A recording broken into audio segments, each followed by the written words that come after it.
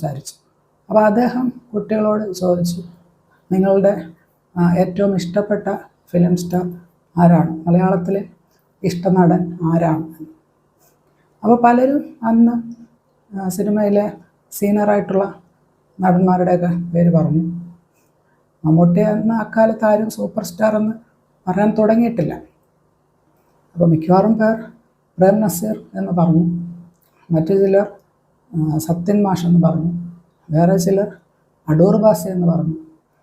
അവസാനം എൻ്റെ ചാൻസ് വന്നു. അപ്പോൾ ഞാനൊരു സംശയമില്ലാതെ ഉറപ്പിച്ച് പറഞ്ഞു എൻ്റെ ഇഷ്ടനടൻ മമ്മൂട്ടിയാണെന്ന്.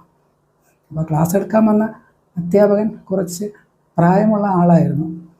അയാൾക്ക് മമ്മൂട്ടി അത്ര പരിചയമില്ലെന്ന് തോന്നുന്നു.